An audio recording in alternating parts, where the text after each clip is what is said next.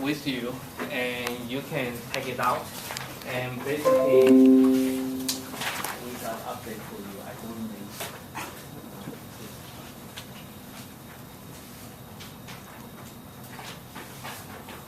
So basically, this summary is a blank, but on my notes, that is a handout I give to you. Okay, so later on when I do the demonstrations, I will point out where you going to have that one.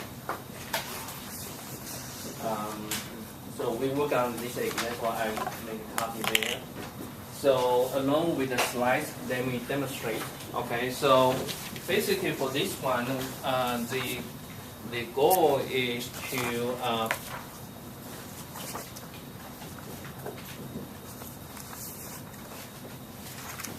XT. Okay, so our goal is to do this, and right now everyone should be able to know how to do it. If this is a simple if we have an mx double dot plus cx dot plus kx and equal to the f0 cosine omega t. Okay, so if we have the force like cosine or sine single term, everyone must be able to know how to obtain the steady state of these solutions. Okay, you must have that information already. Otherwise, go back to review the content. So we don't do this one, so we know this one is already. So right now we have a combined. So here we introduce the transfer function to do this work. And so this one basically I will try from this point onward. Basically will be to go over the handouts we have. And here I like to have the information basically in our concept. This is our transfer functions. Okay, so this is our input, and this is our output. And for input, in terms of vibrations, basically that is our force term. And output, in terms of vibration, that is our response. And in particular, I would say the steady state response. Okay, so that is the kind of matching the information between the one we have. Okay, and then this is a system. So we first describe what is the system. So these are the transfer functions.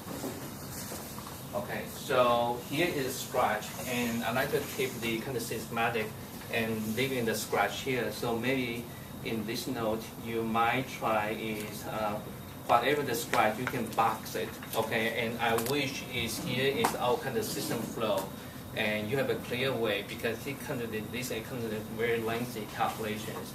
And okay, so do the transfer functions.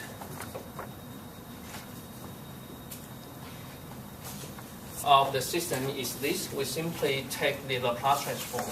Okay, we take the Laplace transform on this. So basically, the system is become like this, and using the techniques we learned last time, and that will become. For example, we define the x of t defined by this, and we define. I think that'd be good enough. Okay, and then how about this? And let me temporarily say define this one is our general force. Okay, and so let me define the f of t equal to f of s. Okay, so under these preparations, we take the Laplace transform. The Laplace transform, that means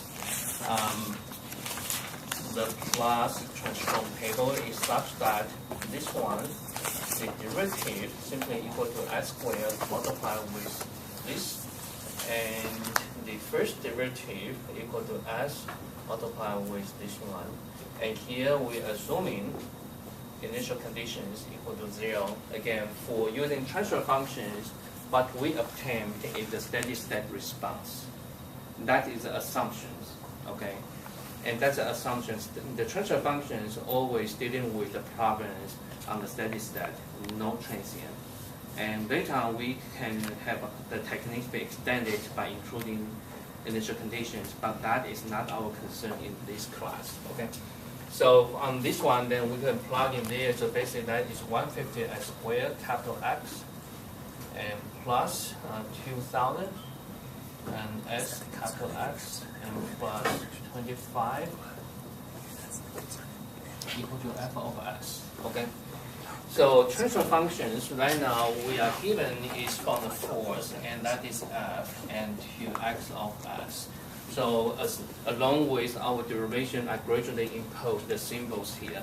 So basically, the transfer functions for this case would be simply is to describe the systems and output to input, and we'll put into our symbols is like this.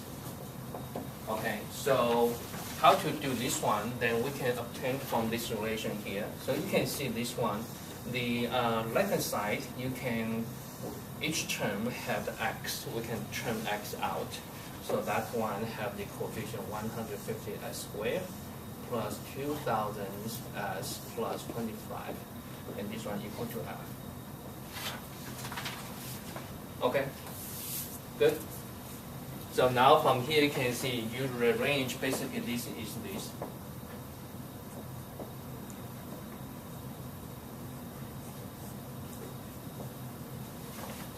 Okay. So working on this side, if we have the symbols, the system have a symbol like this, then basically here repeat the same thing. You take the Laplace transform, this symbolic calculation basically will give us is ns squared plus cs plus k multiplied with capital X and equal to f of s, right? So under these situations, we know the transfer functions input, output. What is the input? The input is our force excitations, that is f of s. Output is the response, that is that response, and that is capital of s. So in this way, that you can see x system dynamics, or this is called the transfer functions. So let me define this in the GS. Okay, so that means from here you can see fs multiplied with gs equal to x of s. This is the algebraic multiplications.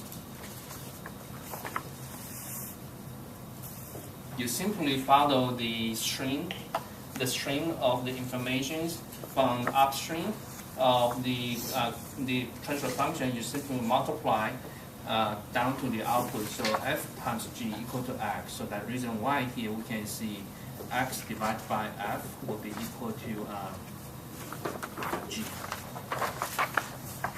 So this is the definition of the transfer function. This is the output divided by input. Okay, so in terms of the numbers, we have this one here. And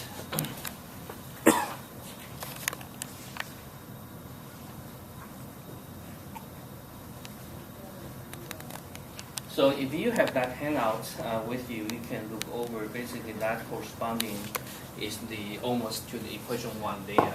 Okay. So for this slide, and we have information, so the transfer function is GS. GS simply calculated, this is our GS. In terms of our symbols, that is GS. G means the common symbol for transfer functions. Okay? Any questions? Very straightforward, right? And so now we move to the next slide. And okay, so for the next slide, and right now we have such transfer functions in terms of the symbol S. And S simply is a symbolic a way to leading to the frequency domain analysis. Okay, so in simple words is in that case how to guide ourselves toward the frequency domain analysis in simple word. One word is this. We simply introduce S equal to J omega. And such an introduction, there's a few pages of the deduction process to show it. But here we simply take it. Okay, so we want to link our information for frequency domain, that means involving omega that kind of information. Omega is the working frequency. We simply introduce to this. And what is omega here? So omega in terms of vibrations, basically that is our working frequency. Working frequency basically is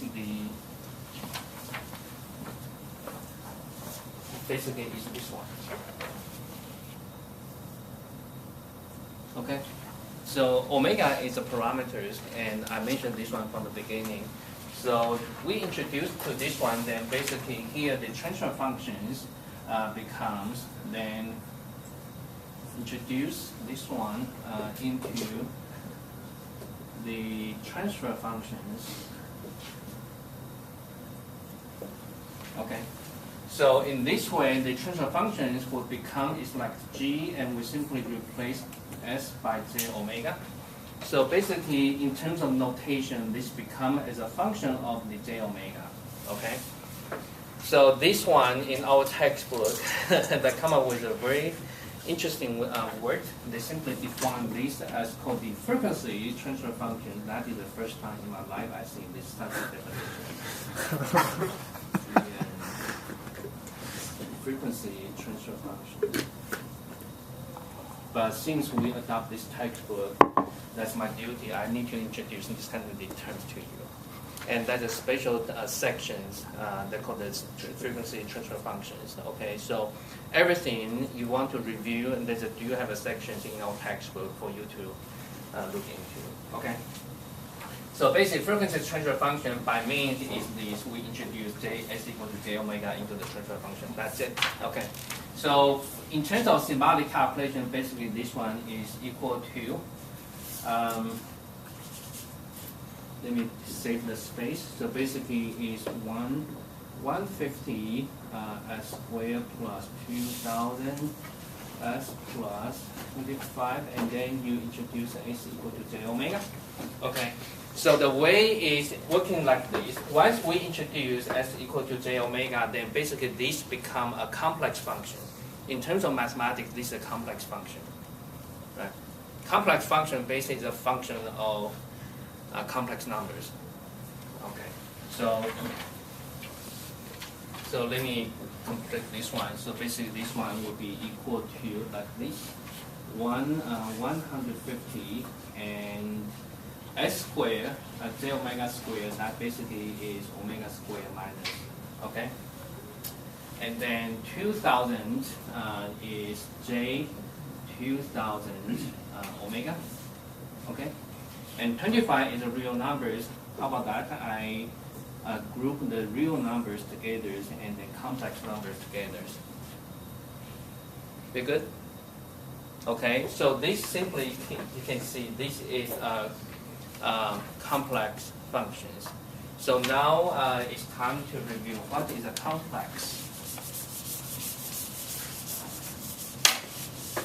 So now if you have the handout with you on the first page in the tables, and that gives us the review of the complex algebra, and it's very straightforward, and I will do it here. So for example, here is a review. Complex numbers and algebra. Very simple. Okay. So the complex number is like this. So here is the real numbers, and here is the imaginary numbers. So for example, if we consider a complex number, say 3 plus J4, so this is a real part, this is an imaginary part, and how to label this point onto this is called the complex point. Okay.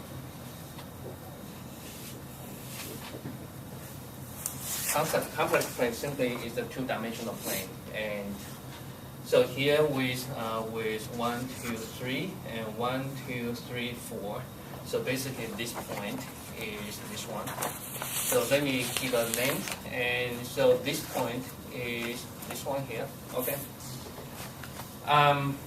Complex number have quite a few interpretations, depends on how you look for it. On one side, per the definition, we simply put the names on the point onto here.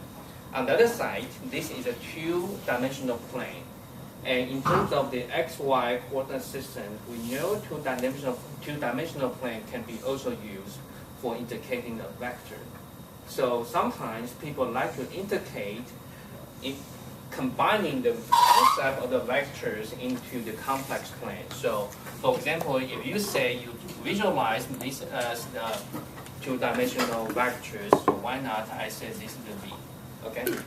So here I say so, I write in this one, simply I combine the both two-dimensional vectorial analysis into the complex plane. We simply borrow the concept, okay? So in this way, with that borrowing the concept, I can have the line join. So here I use arrow because I borrow the concept of a vector. The vector has a direction, has a magnitude, right? Okay, so this is V.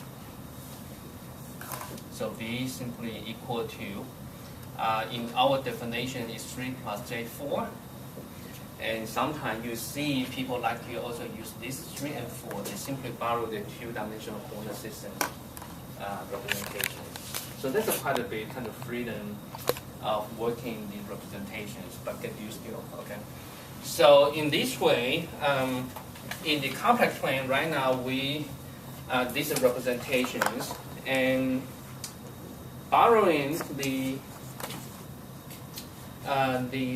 vectors, a vector has the magnitude and also have an orientations. So that means this is the magnitude. Okay? The orientations of such a vector or such a complex numbers is defined by counterclockwise measure from the positive real axis. So this is for the orientations. And let me use theta. Okay? So in this way, the magnitude equal to how much, again, using the two-dimensional vectors we know right away quickly is real part square plus the imaginary part square, that is 5. Good? Okay. And how about the phase angle, the theta? The theta simply is this. If you look at this triangle here, then you can see theta simply equal to arctangent of this one. This dimension, that is 4, divided by this dimension, that's 3. So that is the imaginary part divided by the real part. Be good? Okay. So with such a magnitude and theta radius, the complex number also have the different representations. And let me define this is the equal to 5. The magnitude times E J theta. So that's the reason why we have this kind of representation. Basically, indicating 100 is the magnitude, and this omega t, the coefficient of the j, or the magnitude of the imaginary part, that the theta representing is a phase angle. So here I would say this one is a phase angle. We've been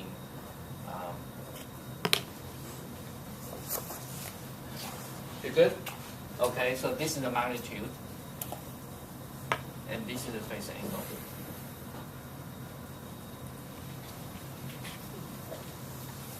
Okay, so this is the fundamental complex numbers. So right now we're going to work on the complex functions. Complex functions, the same thing. For this case, we can work on the other one. Okay.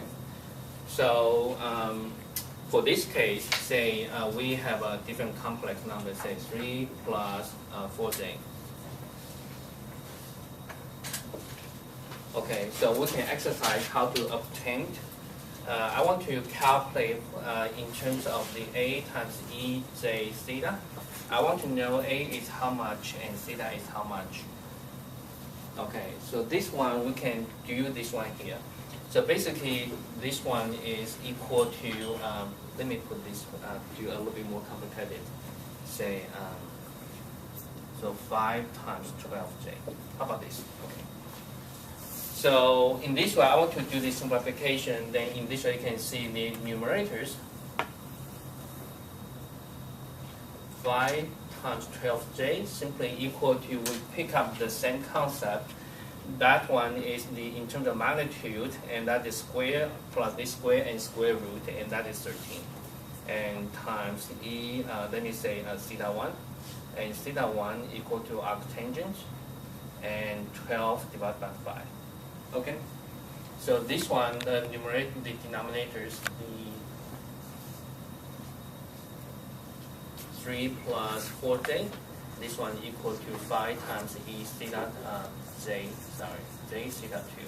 So theta 2 equal to arctangent and 4 over 3.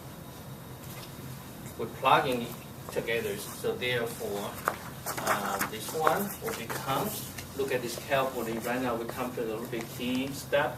So numerator becomes 3, 13 e j theta 1, denominator equal to 5 e j theta 2. Okay?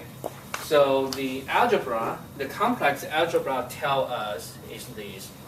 The magnitude simply divides by themselves, so 13 divided by 5. In terms of the phase angle in the multiplication, in the kind of multiplication or division is addition or subtraction. For division, basically that is subtract from each other. So that is theta 1 minus theta 2. Good?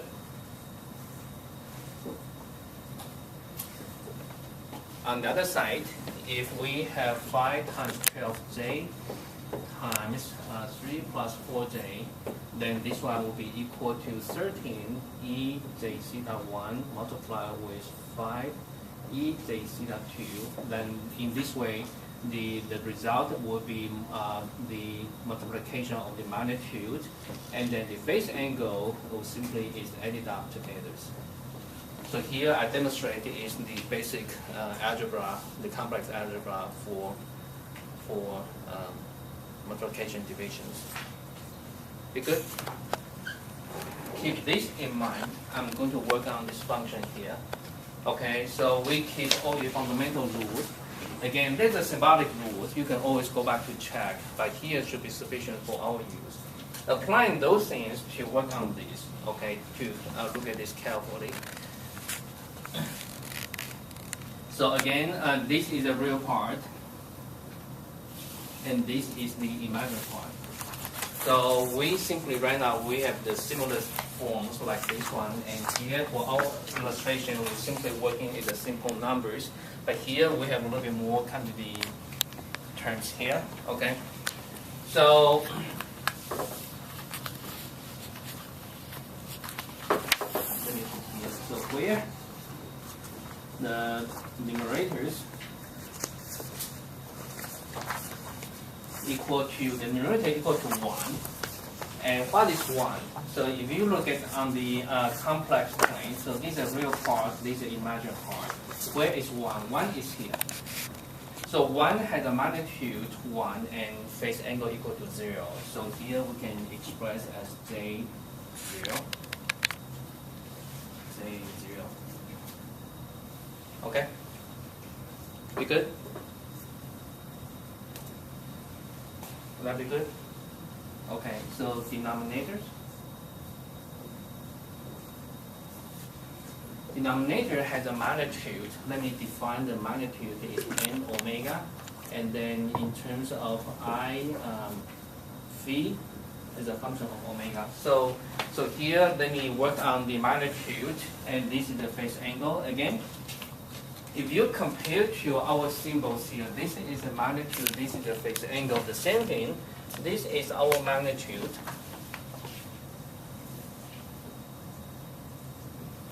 And this is our phase angle.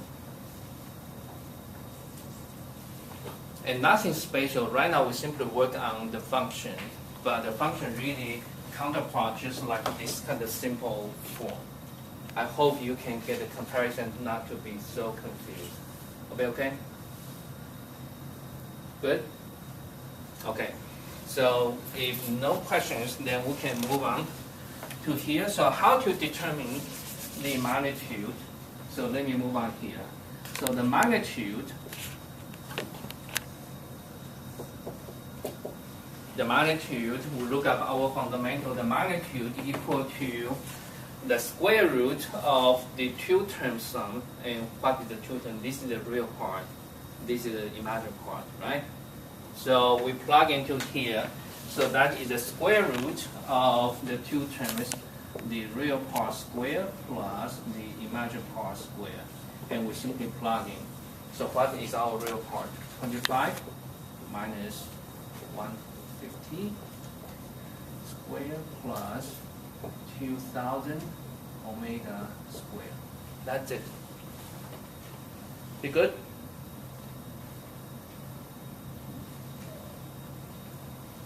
Any questions? Good, right? Okay. The face. Again, we look at our fundamental. The face is this. The face is arctangent of. You look at this graph, the fundamental graph, the arctangent of this height. That is imaginary part divided by the real part. Okay, so that is arctangent. Imaginary part is 2000 omega, and real part is 25 minus 150 omega squared. Good? So therefore we have this numerator, we have a denominator, we plug in together. So therefore here, let me write it up here. So therefore Gj omega will be equal to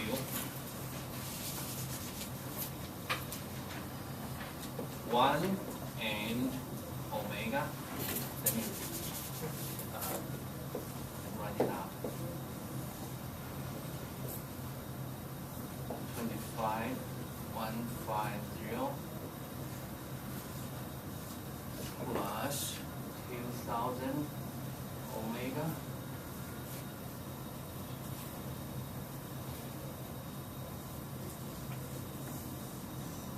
square, and then E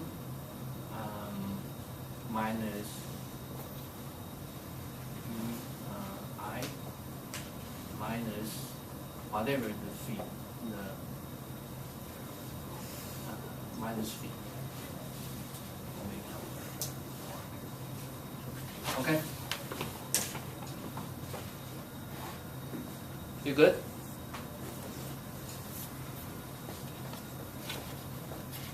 Okay, and I'd like to wipe out these sections. Before doing that one, any questions about this, ask me. Otherwise, without this information, it will be really harder for me to demonstrate again. Any questions? Should be easy, right? Okay, continue your eating. Don't be so nervous. I'm hungry a little bit.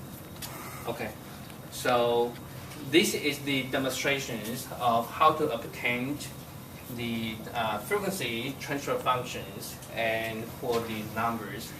And that one basically is, again, we utilize the fundamental complex algebra and to work on the transfer functions.